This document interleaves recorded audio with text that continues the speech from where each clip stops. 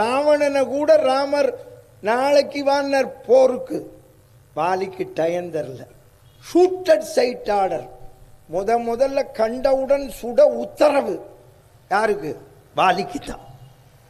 ஏன் சுட்டான் தெரிஞ்சுக்கோ. தன் தம்பி மனைவியை கடத்தி வைத்தான், சரணாகதின்னு வந்த சுக்ரீவனை விரட்டி அடித்தான், சீதையை கடத்தி கொண்டு போவதற்கு துணை புரிந்தான். தெரிஞ்சுக்கோங்க, தவறு செய்தவனை விட தவறுக்கு உடந்தையாக இருப்பவனுக்குத்தான் முதல் தண்டனை. அதனால தான் வாலியை அடித்தான். அவன் இன்னொன்று தெரிஞ்சுக்கோங்க, வால்மீகி சொன்னார், அது தப்பு பண்ண குரங்கு வேட்டையாடினான். பரதன் தான், பரதனால் அனுப்பப்பட்ட மேஜிஸ்ட்ரேட் அவன். தெரிஞ்சுக்கோங்க, ஜட்ஜி தீர்ப்பு தான் கொடுப்பார், தீர்ப்பே இல்லாமல் உள்ள வைக்கிறவர் மேஜிஸ்ட்ரேட். இவனை கூப்பிட்டு 15 நாள் உள்ள வேண்டுவார். தெரியுமா, மேஜிஸ்ட்ரேட் சொன்னால் ஒன்றும் பண்ண முடியாது, போலீஸ்காரன் கூட்டின்னு போயிடுவான்.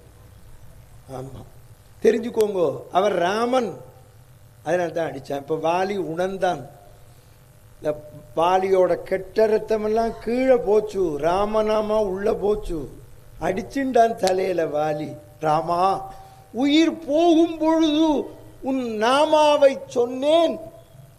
ஏன்னா அவன் சிவபக்தன், சிவபக்தி செலுத்தின புண்ணியம். என்ன ஒரு வக்கீல் கேட்டார், சிவபக்தன் எல்லாம் கொண்டான்னு. நான் கேட்டேன், 63 நாயன்மாரில் ஏன் இவாளை வைக்கலைன்னு கேட்டேன்.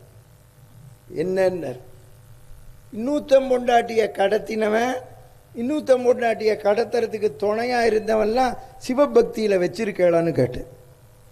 உங்களுக்கெல்லாம் தெரியாது, 63 நாயன்மாரில் ஒருத்தர், தெரிஞ்சுக்கோங்க.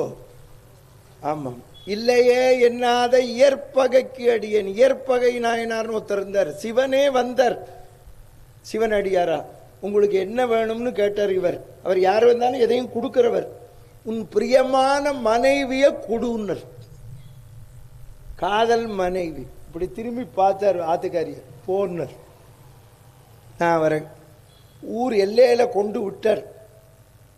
ராம வந்தார், பொண்டாட்டி நம்ம இங்க ராக்போர்ட்ல ஏத்தி விட்டுட்டு வண்டி உத்தமர் கோயில் போயாச்சு, இன்னும் டாட்டா காமிச்சுன்னு இருக்கான். அவர் பொண்டாட்டிய திரும்பி பார்க்காம வந்தார். அப்போ சிவபெருமான் கூப்பிட்டார் அவரை, இயற்பகையே ஓலம் கூப்பிட்டார். திரும்பி பார்த்தார், பொண்டாட்டி தான் நிக்கிறா, வந்த அடியார காணும்.